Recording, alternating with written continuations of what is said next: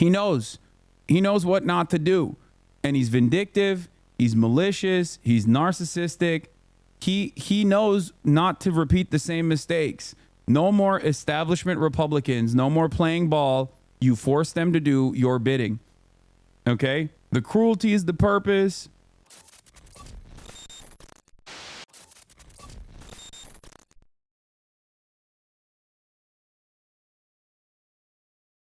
Leak. This is from the ethics report. Exclusive. Woman testified the House Ethics Committee that Gaetz had sex with her when she was 17. Sources. Gaetz has repeatedly denied the claim. More on what the ethics gathered during its probe, as it remains unclear if a report will ever be released. Oh, it's leaking. It's leaking. Republican government. It's leaking. I mean, it was inevitable. It was inevitable that it was going to leak. Like, there is no secret reasoning behind this. Okay, people are saying like, oh, well, maybe Matt Gaetz is a trial balloon. It's like, no, it's not. He just wants a person that is easily blackmailed and loyal to him in that position. And I'm willing to bet that the more comes out about Matt Gaetz, the more they'll push for it. I would be very surprised if like the media pressure and the public pressure on Matt Gaetz actually causes them to stand down. Because for Trump, it's about the backlash is important. Okay. It's about overcoming said backlash to show that he can do it. Okay. Do you understand? There is no 5D chess happening here. Oh yeah. I saw this. This was a fantastic tweet. Exactly. Cognitive behavioral therapy enjoyer just cut off in traffic. Think positively. He's probably in a rush for a reason. Maybe he's late for a job interview. Maybe his wife is giving birth. Me, I'm the king of the highway. That's it. So like when Ezra Klein says the Gaetz nomination is so off the wall that I half believe he's sacrificial, so Senate Republicans will give an easier time confirming all the other questionable picks, having shown their independence by icing Gaetz. No. There is no convoluted, complicated reason. What you see is what you get. Okay? That's precisely what it is. I don't even think they give a shit. I don't even think they care about like, you know, like, oh, what will we do? What if people won't allow us to put Matt Gaetz into that position? It's like, no, it's more so about like Trump pushing through regardless. Okay? This is a man who already was president for 4 years. This is a man who tried to overturn the Democratic elections results in 2020. Okay? He knows what not to do. And he's vindictive. He's malicious. He's narcissistic. He knows not to repeat the same mistakes. No more establishment Republicans. No more playing ball. You force them to do your bidding. Okay? The cruelty is the purpose. The insanity is the purpose. Ultimately, loyalty above all else. Because if you have people who want to defend institutions or care about the integrity of certain things, and they do not have loyalty above all else, those people, like they did, will become naysayers, okay? And you don't want that. That's the whole point. He doesn't want a leaky faucet like he had last time around, where members of his cabinet and people were constantly chirping to the media and undermining the things that he wanted to do, okay? That's why the general like appointment board is also significant for him. He wants to eliminate any kind of potential disloyalty. And in many instances, if you want to f up the country, yeah, you're going to have people who are still invested in protecting some of these institutions. If you care about the military, you're going to be like, oh, f that. I'm not doing that. That's crazy. I'm going to actually go to the media and I'm going to talk about how you're crazy. He doesn't want that. So competence in that situation is most likely playing. Competence in that situation is actually going to undermine your chances of becoming appointed. Okay? Because if you're a competent person, if you're a halfway competent person, like even Marco Rubio, as a matter of fact, in my opinion, is on shaky ground, right?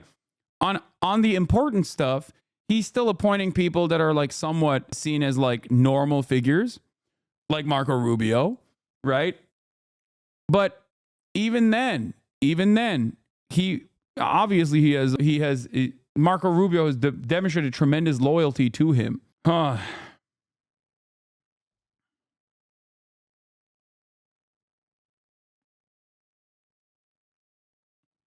Why are Republicans so surprised? Now Trump has been saying he's going to do this the whole campaign. What? I don't think Republicans are surprised. They're elated.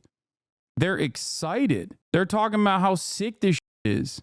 All right, let's hear what the Democrat leadership says about it. Above. President-elect Trump has also nominated one of your former colleagues, I guess, now that he's resigned, former Congressman Matt Gaetz of Florida, to be U.S. Attorney General. I know that there are top Democrats in the Senate, on the Senate Judiciary Committee, calling for the House Ethics Committee to release its findings in its investigation into Matt Gaetz. Take a listen. And timing of Mr. Gaetz' resignation from the House raises serious questions about the contents of the House Ethics Committee report. We cannot allow this valuable information from a bipartisan investigation to be hidden from the American people. I am going to demand release of the Ethics Committee report, all of its findings and recommendations. Do you think the House Ethics Committee should release the report on Gaetz, even though he's no longer a member of Congress, so it's no longer their jurisdiction, I suppose? Well, the House Ethics Committee has traditionally operated in a bipartisan fashion. You know, I have great amount of trust and respect in the top Democrat on that committee, Representative Susan Wild. Haven't had an opportunity to have a conversation with her. I don't believe the House Ethics Committee is operating with any sort of integrity. I do, however, think the House Ethics Committee is operating with anger and distrust towards Matt Gaetz. So for that reason, I do think that this report will be released, or at the very least leaked, because they don't like Matt Gaetz. That's the thing. They do not have any sort of like serious integrity. These are politicians. They don't give a fuck about anything, but they do have personal petty vendettas. And a lot of these people hate Matt Gaetz. So I am relying, once again, on the pure resentment, the spite that they feel, and not necessarily their interest in like doing the right thing, okay? Director of National Intelligence, Matt Gaetz as Attorney General, Robert F. Kennedy Jr. at HHS, Fox News co-host and decorated veteran Pete Hegseth at the Pentagon. Do you expect that they're all going to be confirmed? Well, I certainly would be surprised if that in fact was the case based on some of the reaction from some of the moderate Republican senators to several of these selections. But at the end of the day, what's going to be most important is that both the House and the Senate commit to functioning as a separate and co-equal branch of government, and that we elevate the principle of being a check and balance on a potentially out of control executive branch. That is the vision of James Madison and the framers of the Constitution as to what we should be doing in the House and in the Senate. And House Democrats are committed to just solving the problems that the American people want us to solve, which first and foremost relates to lowering costs and making sure that we can help everyday Americans who are struggling to live paycheck to paycheck get ahead and not simply get by. And all of this that we're seeing over the last few days seems to me to be a distraction from the mission that all of us should be focused on in the context of. What is he? Who's he talking to? How are you so much younger than Nancy Pelosi, but you sound exactly like her? Hardworking American taxpayers. Democrats failed to win back the House majority. Yesterday in a closed-door meeting with the House caucus, you owned the loss. You told members the buck stops with me. Plenty of Democrats are already out there saying that what really... These guys are they like stuck? Did they all go into a coma in 2016? Like, is that what happened? Did they just go, do they go into a vat and they're just like permanently isolated from everything that happened in the past 8 years? It's crazy. They're speaking to a reality that does not exist. The House Republicans, Wake the we fuck. out the House Republicans.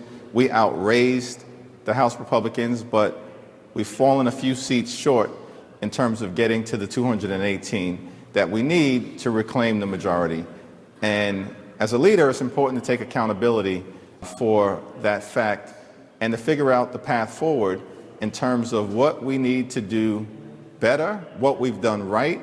And I'm going to tell you this. I talked to senior aides, staffers, okay, in that are working with active politicians in the Democratic Party right now, and the things that I hear from them are alarming, okay? The things that I hear from them are alarming. They're They are saying that these guys are completely checked out and don't recognize the issues at hand. Out of 31 who will return to the United States Congress, who won tough races, notwithstanding an adverse national environment. We're proud of the fact that we held 4 out of the 5 most competitive open seats. No one thought that that was possible, particularly. Have you seen the purple tie conspiracy? What? That they're all wearing purple ties to be like, we're going to do bipartisanship? Is that why? Defeated House Democratic incumbents. And so House Democrats are going to be able to evaluate where we are and where we need to go. Rick Scott? And I look forward to leading that effort. Rick Scott backs Lara Trump for Marco Rubio's Senate seat. Okay, at least it's not Laura Loomer. Chat, I can't believe I'm saying this. At least it's not Laura Loomer. Could be worse. You know what I mean?